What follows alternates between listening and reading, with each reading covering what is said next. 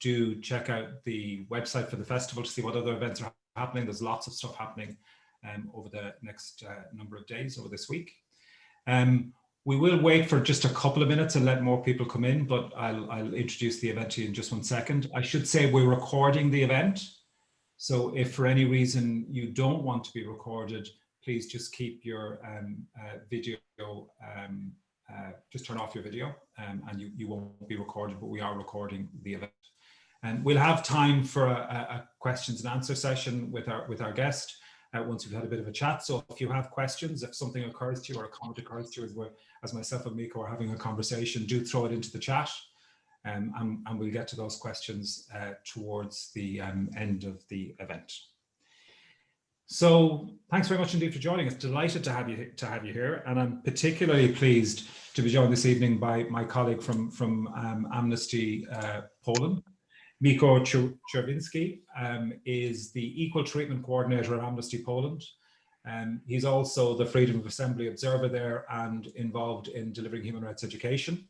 Miko's also been involved in LGBTI activism over the past 8 years, and he's a board member of the Queer May Association. That's the NGO that's responsible for the Equality March in Krakow and the Queer May Festival, as well as working with a foundation that focuses on empowering LGBTI communities in smaller cities in southern Poland. And he's previously worked on development projects in Eastern Africa in collaboration with UN Habitat and also worked on other cultural events in London. Miko, we're really pleased to have you here and thanks very much for joining us. Thank you for the invitation. I'm very happy to join you here today. I mean, we've spoken briefly before, and I mean, we talked a little bit about some of the connections between Ireland and Poland. Ireland has seen the arrival over the last 20 to 25 years of a significant Polish population. So we have a large Polish population here in Ireland, but I suppose there'll also be some similarities between Ireland and Poland in some ways, not least the way in which certainly Ireland would traditionally have been seen as a Catholic country, and the Catholic Church is a very strong influence on Poland as well, of course, to this day. Yeah, definitely. The similarities are seen, and the Polish population in Ireland is also a big part of Polish diaspora. But regarding the similarities, very often politicians want to say that Poland should aspire to be like Ireland, but when Ireland started becoming more progressive in terms of human rights, those comparisons somehow stopped, and that was interesting. But yeah, as you said, the church has a big influence here in Poland on many issues regarding human rights, especially women's rights and LGBTI rights, and they create a narrative of sorts that is supported by now ruling government. Yeah, I mean that's an interesting one. How did Poland and official Poland respond to some of the developments here over the last 5 years or so? I mean, so we had, and we're going to talk about these issues in the context of Poland shortly, both LGBTI rights, which will be the main focus of our conversation. But I know that you and our other colleagues at Amnesty Poland, and we've worked with you closely on it, are also very actively engaged on women's rights, particularly on sexual reproductive rights. So we might talk about that in a moment. Was there a particular response then? I mean, you've referenced it there a moment ago when those big developments happened here in Ireland. I think it just stopped being of an inspiration or aspiration, more than actually being talked about. More so the right-wing groups or groups that are against human rights in particular were commenting that Ireland strayed away from the path of good manners and good behavior and traditional values. So more of that kind of comments were popping up from NGOs connected to, for example, the church. But the government changed also during that time, and the new government is not using that comparison anymore to Ireland. It wouldn't work for them anymore, apart from everything else, I suppose. I mean, you reference that phrase, and I mean, it's a phrase that for many of us who've worked on equality issues, particularly in relation to LGBTI rights or women's rights over the years, traditional values. I mean, that's the language that cloaks much of the rhetoric, and that seeks to attack and undermine LGBTI rights and women's rights in Poland. I mean, that's the framing, isn't it? Traditional. Yeah, the framing pretty much everywhere, and that is constantly, you know, shouted and put everywhere in all the legislation that they're trying to come up with, is the traditional values and family rights.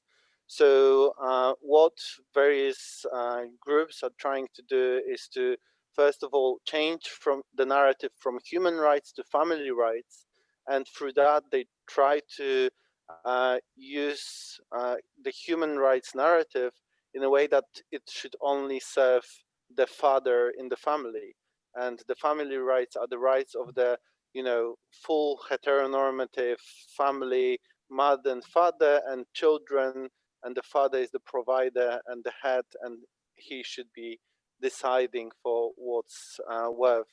And the traditional values is also something that they bring up a lot in that conversation, saying that it's been like that for years and it should stay like that. They, or even they kind of, you know, mislead people into believing that it's been like that, because we can, for example, say about abortion that for many years Poland was the place where people from Sweden were going to for abortion because it was not legal in Sweden, but it was legal in Poland. And it's just the last 20 years, 27 exactly, that what is the new law on abortion that is very restrictive. So it's not very traditional, it's not very ancient, it's something new that was implemented to restrict the rights. And this is interesting because, again, with LGBTI rights, Poland was a country that never criminalized homosexuality, for example, but yet now they're trying to criminalize things around sexuality, like criminalization of sexuality education, the bill that is in the parliament. And again, it's supported by traditional values and family rights. And that's where the suggestion of, so the suggestion is that the existence of LGBTI people and the demand that the rights of LGBTI people be protected in the same way as everybody else are is seen as an attack on. And that kind of language is used. It's an attack on tradition, an attack on family rights. And really interesting to you talk about what's meant by family, because it really means a very, very patriarchal approach to family. So it's actually men's rights, effectively. It's patriarchal rights as opposed to the rights of women and children or anybody else.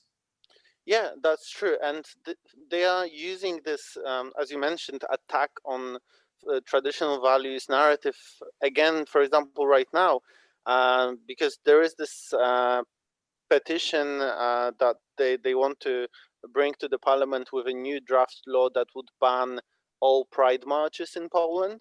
And they using the narrative that this is attacking traditional values, this is attacking the Christianity of Poles, and therefore to prevent from discrimination of Christians and from discrimination of family, or like violations of family rights, pride marches in Poland should be banned.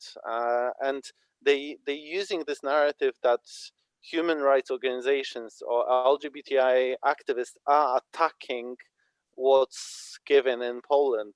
And in fact, that's not true.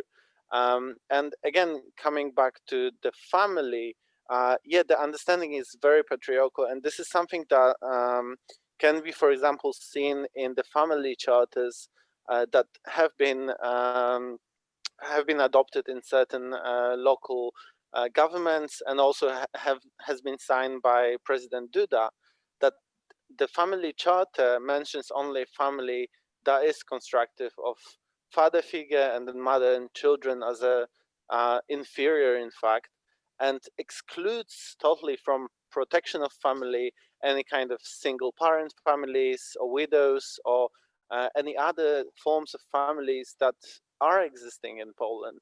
Not to mention, like, it doesn't recognize same-sex parenting and rainbow families. It's really interesting. When we had the marriage equality referendum and the campaign towards that here, the No side tried to present that image of family, that very narrow traditional view of family. Now they didn't overtly present it as a patriarchal one, but the family was portrayed as, you know, mother, father, children. So it was every child needs a mother and a father, and they had posters up all over the place of, you know, idealized heterosexually parented families. And that really alienated an awful lot of people, because lots of people looked at those posters and kind of, are you saying there's something wrong with my family? So you saw people whose families didn't conform to that idealized version put forward by a largely Catholic orthodoxy kind of approach to that campaign. And there was a big kickback against it. And it, I think, created lots of problems for that campaign. Has there been any kickback against that, the way that that's been presented or projected in Poland from people who don't, not from LGBTI people particularly, but from people who don't conform to, or because most families don't conform to that standard in some way?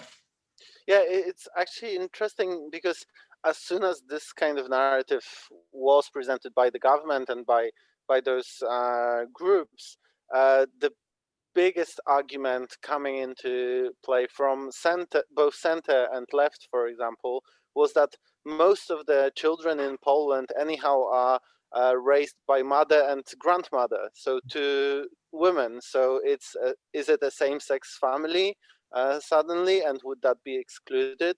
And this is the truth. Most of the families in Poland very much rely on grandmothers or grandfathers and have a bigger structure than just, you know, this family traditional cell, as they call it.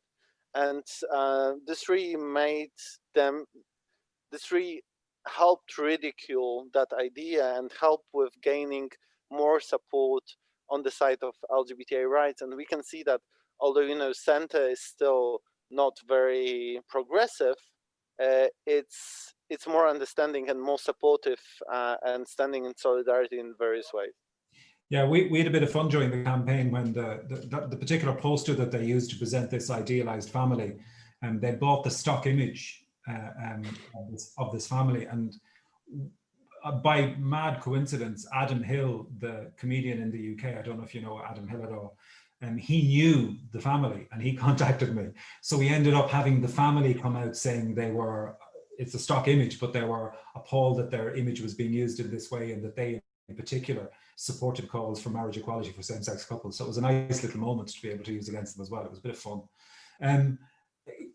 Let's talk a little bit about what's happening in Poland, though, because, you know, over here in Ireland, lots of people will have heard about things like the LGBTI exclusion zones, and that's a rather simplistic understanding of what's happening there.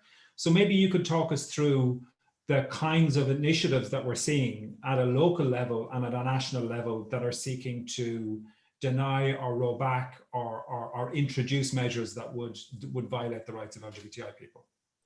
Yeah, so the LGBTI free zones is a big umbrella term, in fact, that many activists use that might be a bit misleading, but in fact, it's a group of various local government resolutions that are discriminatory in nature.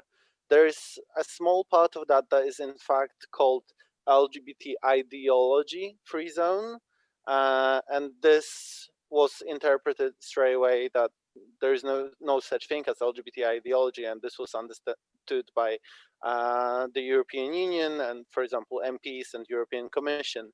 But there's also a part of local resolutions, as I said before, called family charters, and they are a bit more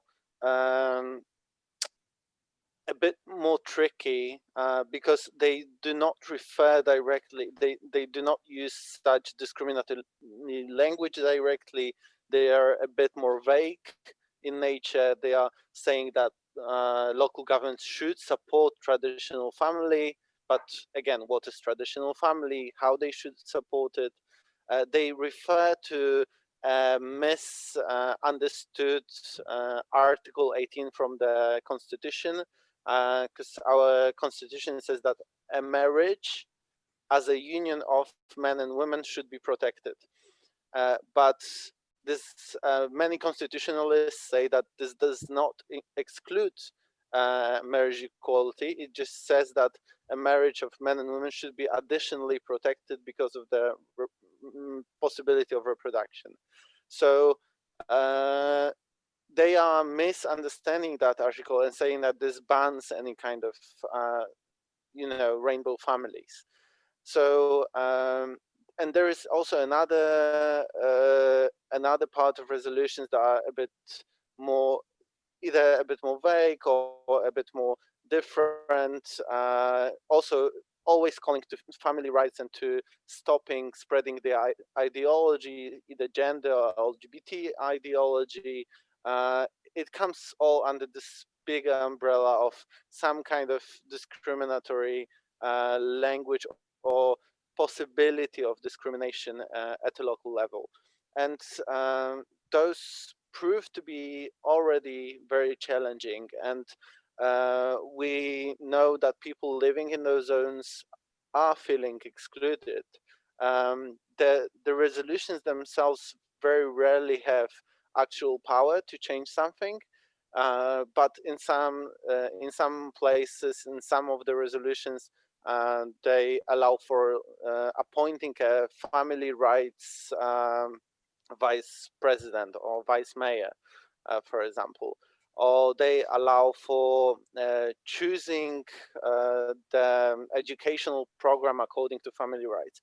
And that's where we can see those differences. And for example, what happened in one of those local governments, an LGBTI NGO that I work with wanted to do a film screening on LGBTI rights and was denied access to the cultural center, access to do that film screening because the cultural center said that they do not promote ideology there. And just a couple of months later, they organized a homophobic event. I think it was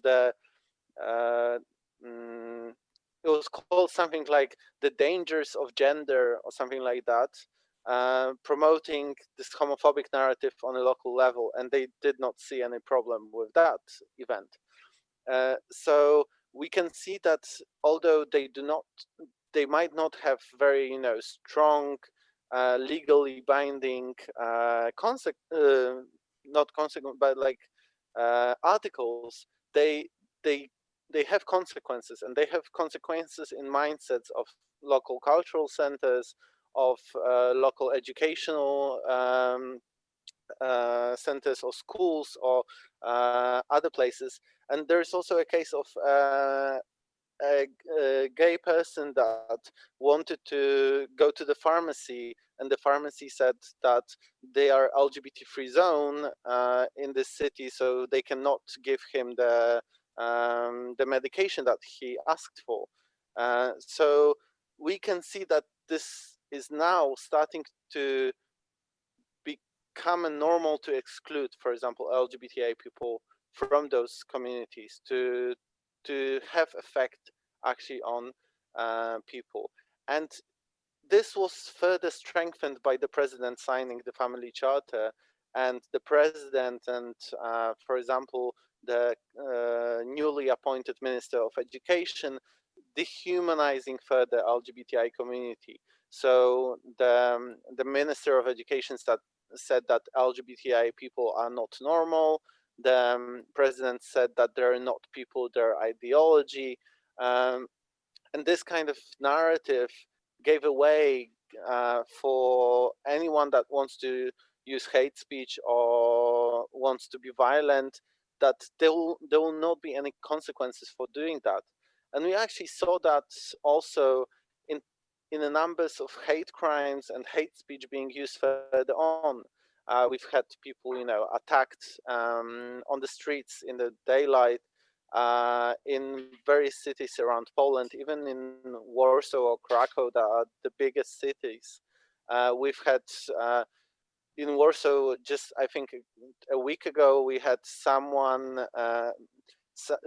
house painted with LGBT's ideology go away because they had a rainbow flag on the window. So those kind of acts of violence are happening more and more because they're accepted by the government, they're allowed for by the government. And since we don't have any hate crime or hate speech laws in Poland that protect from harassment based on sexual orientation or gender identity, the police is not doing much about those. And it's not just, it seems to me that it's not just that they're accepted by government, but they're actively promoted by government. I mean, that rhetoric that dehumanizes, that portrays people as a threat, as a danger, that's promoting discrimination against people. Even if that discrimination is not written into the law, it's certainly promoting it. And the fact that there isn't a desire to act and to prevent that kind of discrimination. I mean, is discrimination against LGBT people barred under Polish equality or non-discrimination law generally, or is it silent on that? Poland had to adopt the anti-discrimination directive. So there is a law, anti-discrimination law, but it's very weak, and it mostly works on labor, on any type of employment, on some services, like, for example, it protects based on sexual orientation in terms of renting a flat or buying a flat, but it doesn't protect based on gender identity. And same with, we just recently had a court verdict that the law on employment also protects gender identity because it was not explicitly written in that anti-discrimination law. So the anti-discrimination law is there, but it's very weak. It doesn't prevent from denying access to services. And it's interesting that actually the government is also pushing for it to be more discriminatory.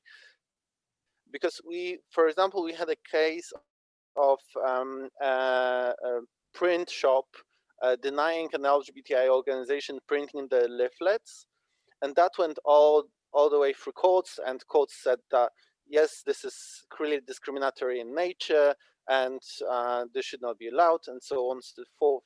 And what the Minister of Justice, that is now also the Prosecutor General, did is each step he appealed this verdict, and he's now appealed it even further. And at the very end, he appealed it to the Constitutional Tribunal that overturned it and said that you can discriminate based on sexual orientation when it comes to access to services. So we have this huge situation that the government or ministers are working so that the law can be discriminatory. And yeah, and seeking to get the outcome where they allow the law to be interpreted in a way by the courts that permits discrimination. And of course, am I right in thinking that the Constitutional Tribunal is one of these judicial bodies that can't be seen to be fully independent of the political system anymore? Yeah, there are plenty of concerns regarding the independence of the Constitutional Tribunal and the appointment of judges there. And this is definitely something to look into and to see whether we can say that this is still an independent court. Yeah. There's the question that's come up in the chat there asking if the EU ever formally commented on the LGBTQI free zones. I know that the Commission on Equality made comments and referenced Poland. She made comments in generally about Europe, about infringement of LGBT rights in Europe, but did, I think, reference Poland. Do you have more clarity on that? Yeah, so the EU started this year to be more proactive on that matter and also more vocal. We've had even Ursula von der Leyen, so the president of the Commission, stating that any kind of free zones are humanity-free zones, clearly stating that there is no place for such zones in European Union. And also the Commission decided to cut funding for local governments that are using this kind of resolutions. So I think 4 local governments have been denied grants for partnerships with other like twinning towns programs. But what is interesting, even though the Commission does that, and the Commission is trying to do more, and we are hoping that the Commission will do even more, again, a situation that is here in Poland is that those local governments that lost funding from the European Commission got 4 times the amount of funding from the Ministry of Justice, from the Justice Fund that is supposed to help survivors of violence. And this is something that we can see, that the money from the government is supporting those kind of homophobic and anti-human rights initiatives. Yeah, I mean, we have as Miko, of course, is aware because he's actively involved in this. We have major concerns about the rule of law in the European context and how the EU seems unable, and it's not necessarily unwilling, but in parts of it, but unable to actually enforce the rule of law on member states across Europe. It's a major flaw. Yeah, thanks for that. That question was from Paul Roach. Thanks for the question there, Paul. On that question then of twinning, because I saw this just this week that Fermoy, a town here in Cork, decided to step out of or cancel twinning arrangement had in place with one Polish local authority. What's your view on that? I mean, that might take us into talking about what we can do, right? So what people in Ireland can do, or what effective action can be taken to respond to what's happening in Poland. What's your view on that question of twinning? To be honest, I should say, by the way, that Amnesty doesn't take an official position on this, so we're having a conversation about it. This isn't an Amnesty view on the twinning question, but it's one that we often get asked. Yeah, exactly. I'll say from my personal view that to be honest, I don't think this is the best solution. I think obviously it can be a solution at some point, but I think, withdrawing from a partnership or cutting those ties is further antagonizing the local community. And in fact, like, even from my personal experience, when I was a child, I went for an exchange with a twinning city. That was a really important experience for me because I could get more diverse, meet more diverse crowd, get some other perspectives, and then, be a bit more understanding of the diversity and openness of other cultures. And I think the twinning partnerships should be used for that, for building an open Europe and for building the local anti-discrimination policies, or providing anti-discrimination education to children from those cities that is not provided for them in Poland. So rather than cutting the ties, I very often, when I am asked this question, I suggest that there should be actually more work done, but the work should be focused on equality, on providing good practices of equality, on providing why equality, for example, initiatives or pro-diversity initiatives can be beneficial to the cities in Poland, and that the initiatives that they are taking to, for example, exclude some people could be detrimental, because we know that from a economic perspective and from a cultural perspective, any kind of exclusionary politics is actually detrimental in the longer term.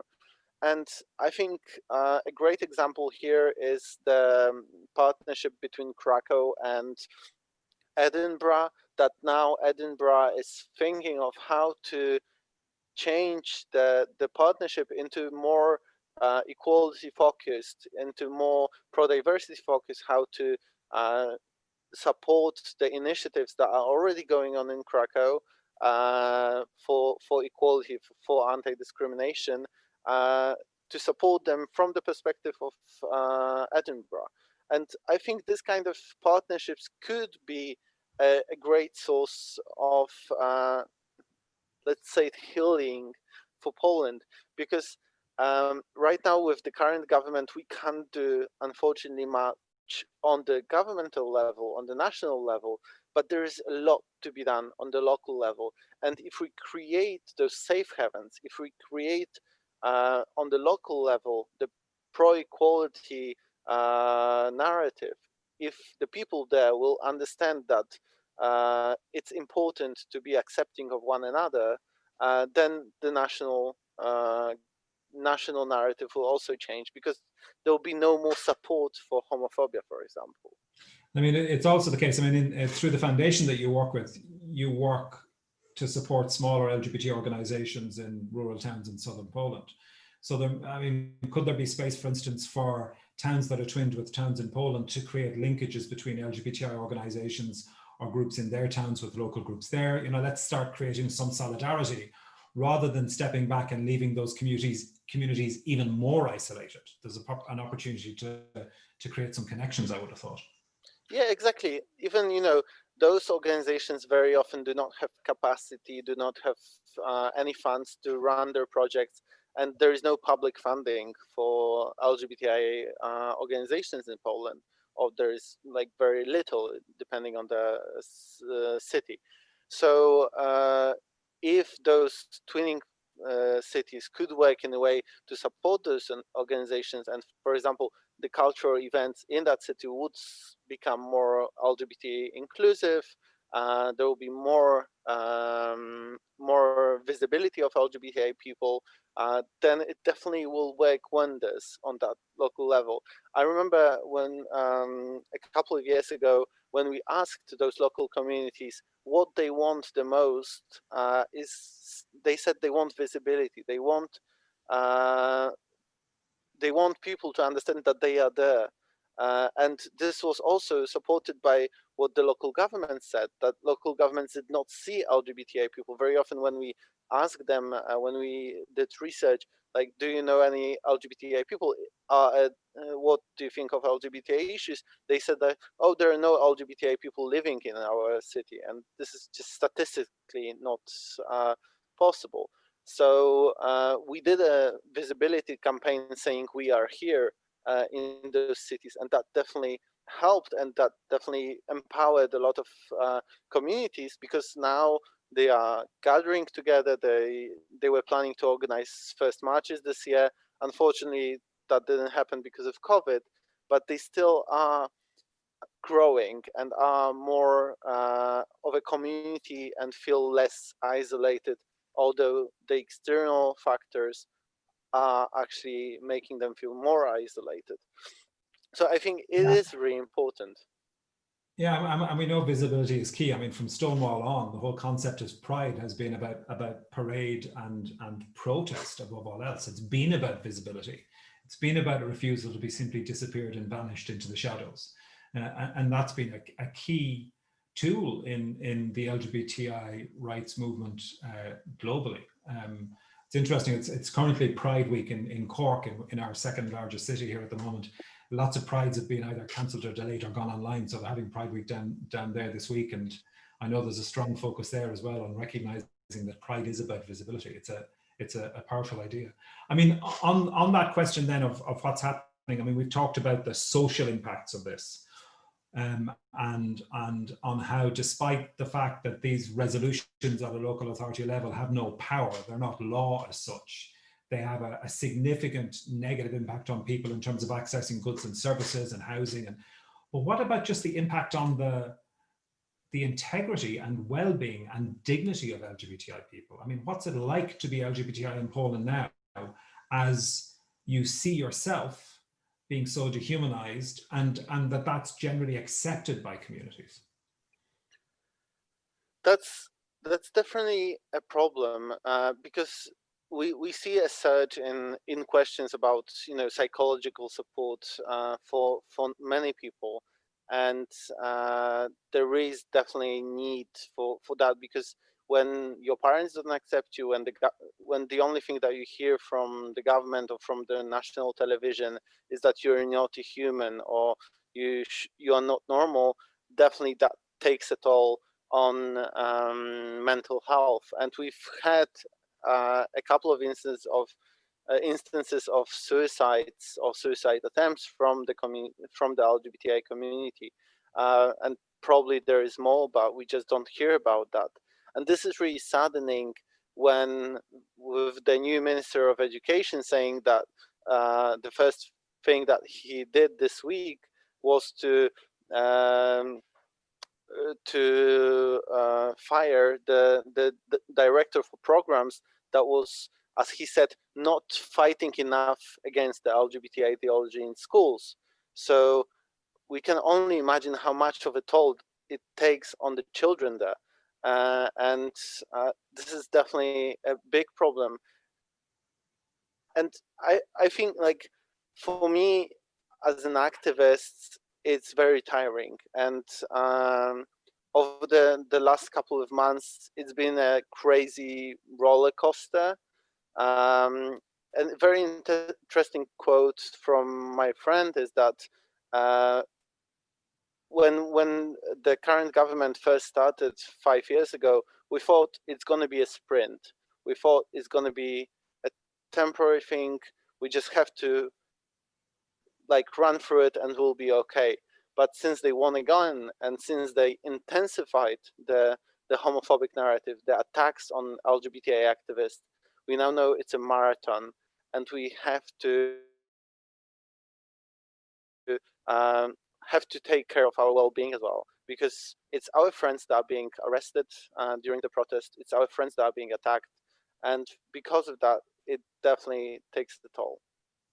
Yeah, I mean, I was going to say even in Ireland, which is a ridiculous way to put it, but we know that in Ireland still, it takes on average 4 years for a young person to come out after they realise they're gay, and that this is very often a period of real stress and mental health risk. So we know, all of the research tells us that it's the fear of rejection by family and friends that leads to that risk. So lots of anxiety, depression, and that can have long-standing impact. And despite everything that's happened here, LGBTQ young people in Ireland are 2 times more likely to experience self-harm, 3 times more likely to experience suicidal ideation, and 4 times more likely to experience extreme stress, anxiety, and depression. And that's in a country where we've made massive advances over the last 20 years, and we've seen many of those manifest over the last 5 years in particular. I mean, just last week, Belong To would be one of the leading national organizations that work with LGBTI young people, said that 58% of people accessing their frontline services do so to seek support with coming out. I mean, I can remember growing up in Ireland in the, being a teenager in Ireland in the, late 70s and early 80s. And, the rhetoric here, it wasn't as politicized as it is there, but that was the underlying rhetoric. Gay people were only ever portrayed as either objects of ridicule or as risk, as something perverted and wrong and evil. And growing up with that projection onto gay people generally created really deep levels of anxiety and shame and fear for me personally. Then, so to see a country where that is being ramped up week on week, month on month, month after month after month, it's really alarming to think about the impact that that's going to have on the LGBT community generally, and then particularly on young LGBT people. I mean, this is the long-lasting impacts of this, I think, are fairly terrifying. In terms of what people can do, I mean, we're going to post some links in the chat there, folks, to some actions that we really encourage you to take and to share with people. Some of them relate to calls for the strengthening of hate crime legislation in Poland. Some of them, there's one that's in particular an individual case. Do you want to just talk very quickly about Ella's case, Miko, and let people know what that call is? Yeah, so as I said, our colleagues are being arrested, our friends are being arrested, and one of the cases that Amnesty is actually running is the case of Elżbieta Podleśna. She's an activist, pro-democracy activist, and she was arrested just after she came back from Amnesty Brussels, if I remember correctly. She came back to her house, and at 6 in the morning, the police arrested her for putting up a poster of Holy Mary with a rainbow halo under the charges of offending religious beliefs. And she's now facing imprisonment for a couple of years. for that act. And this act of offending religious beliefs is used a lot by the Polish government and Polish police and prosecutor's office to charge LGBTI activists in Poland. And her trial starts in 2 weeks, and we'll see where that story goes. But we hope and we really need support so that she will not be put to jail in that situation. The law should simply not be there because it's violating the freedom of expression here, and it's used to attack on human rights defenders. So please do, take action on that case. And there's another petition that's gone up there as well that's on the Amnesty Poland website. That's a more general call for hate crime legislation, I understand, in Poland as well. Please do share those, please do sign those petitions, but also please do share them widely. I know we've been contacted a lot over the last number of months by people who want to do something about what's happening in Poland. There have been lots of calls for protests outside the Polish embassy. They simply haven't been possible because of the COVID restrictions that are happening here at the moment, but we can still have impact. So please do take action if you can at all on those cases. It'd be massively, massively appreciated. And Miko, while we have a few minutes left in our conversation, I'm just reminding people, if you have any questions, please do throw them into the chat. I'm happy to take a couple more questions if you have them. But the other area, Miko, that I know you've worked on and that Amnesty in Ireland have worked closely with colleagues in Amnesty Poland is on women's rights, particularly in relation to reproductive rights. Do you want to just say something about what's happening at the moment there and what our focus is, what Amnesty's focus is in that area? Yeah, I think it's important to know that tomorrow the Constitutional Tribunal that we've already talked about a bit is deciding whether to restrict further the access to abortion in Poland. As you may know, Poland has one of the most restrictive laws on abortion already in Europe, and the group of MPs asked the Constitutional Tribunal to assess the clause of severe or fatal fetal impairment, and if that clause is deleted from the law on abortion, this means 95% of legal abortion in Poland would become suddenly illegal. And this is a huge deal. And we as Amnesty are going to observe the trial in the Constitutional Tribunal. We'll see how that situation goes. And we are very worried that because of the issues surrounding the independence of judiciary and the ongoing attacks on women's rights over the last couple of years, this might not be in favor of human rights.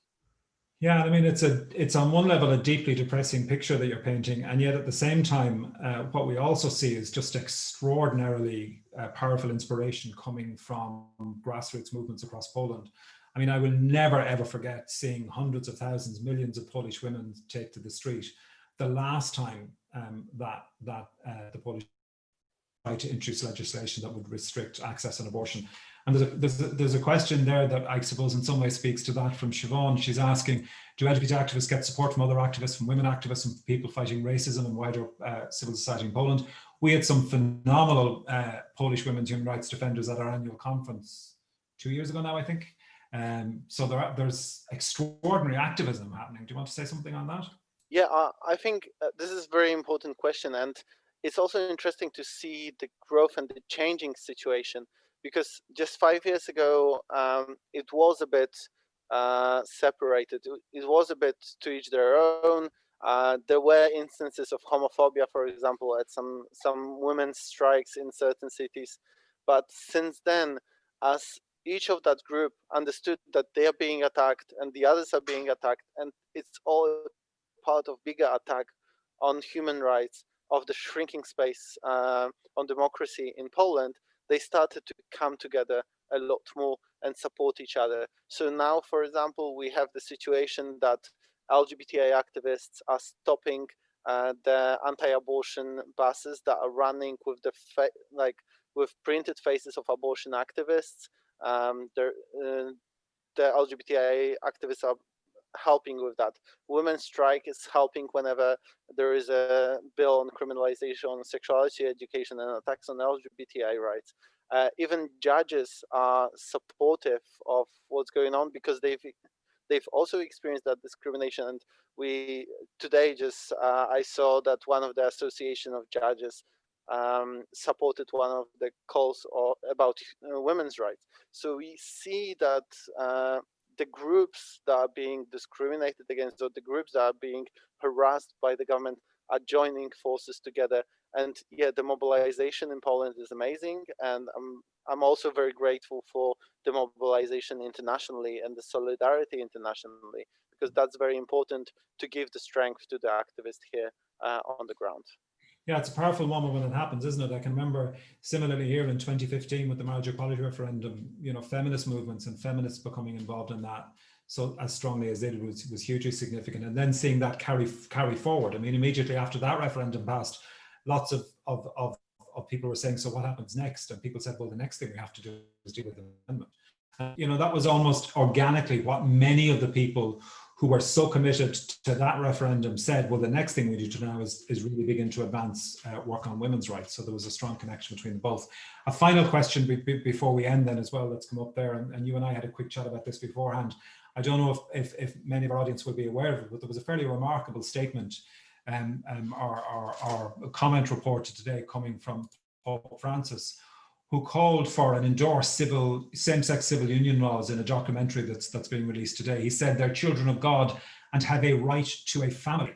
Nobody should be thrown out or made miserable because of it. So calling for, calling for civil union laws. I should make it clear first and foremost that from an Amnesty perspective, the way to provide for equality for same-sex couples and for families that are parented by same-sex couples is to provide equal access to civil marriage, not to provide, you know, marriage-like or lesser type provisions by providing civil unions. But what, if any, impact that do you think that will have on popular opinion in Poland? So I think it might have an impact, but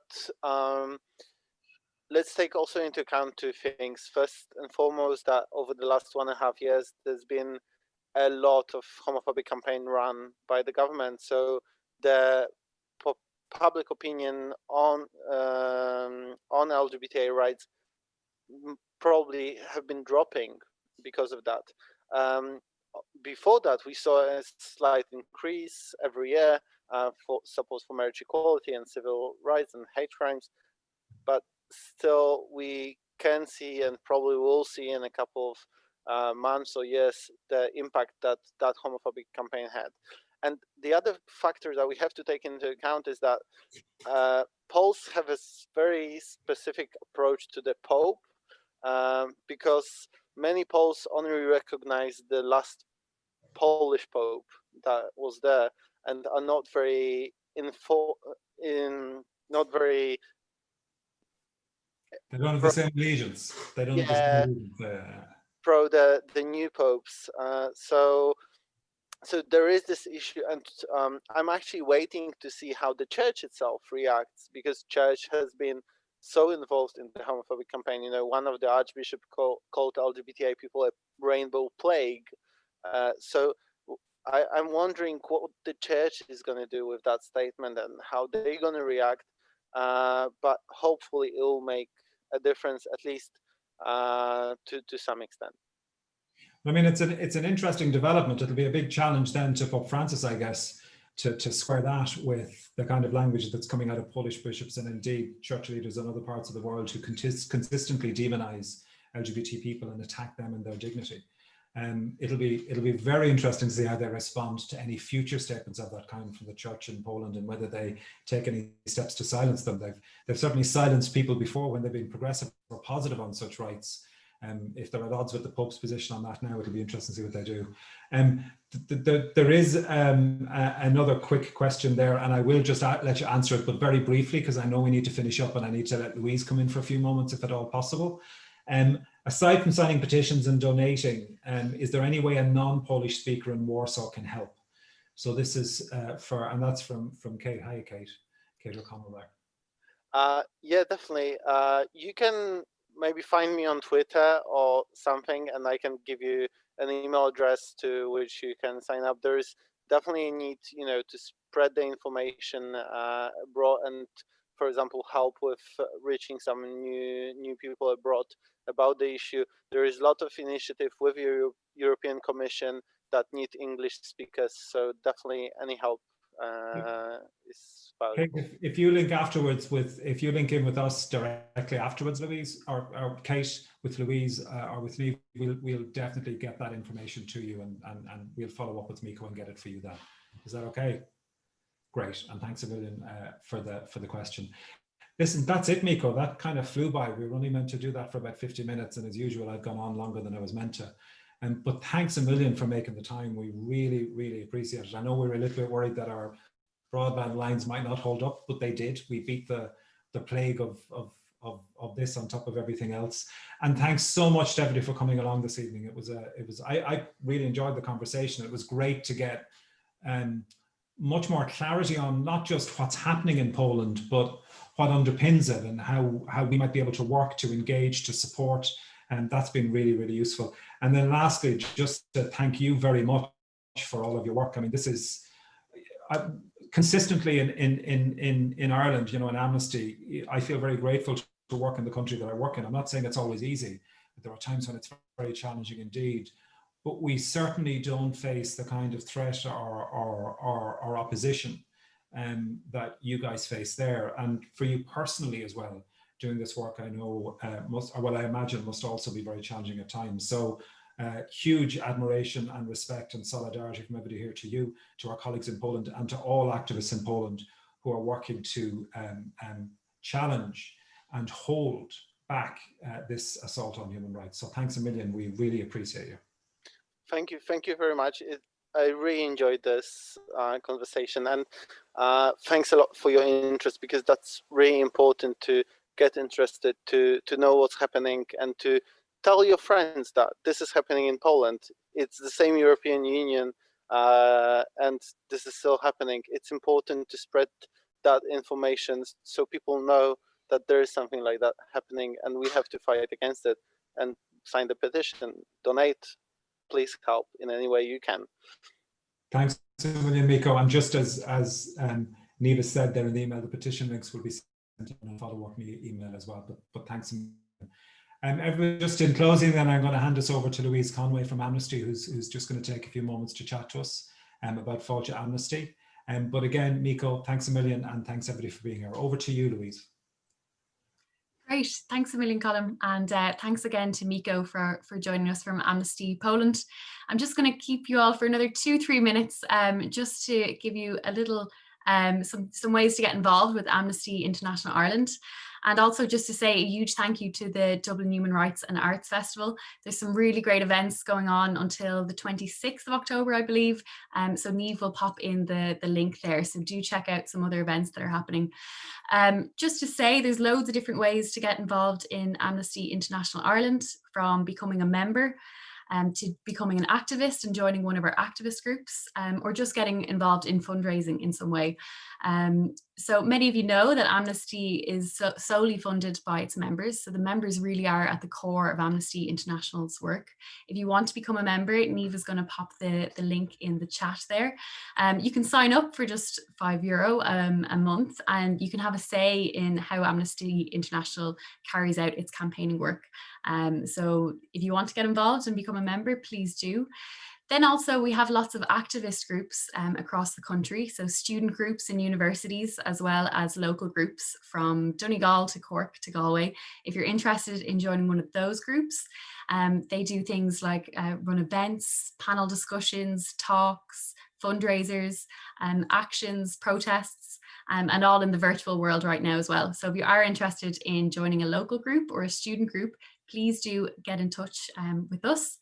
And then lastly to say, as the holidays are coming up, if you are interested in purchasing a calendar or Christmas cards for your family and friends, whatever way Christmas might look this year, we'll pop a link in there as well to our shop.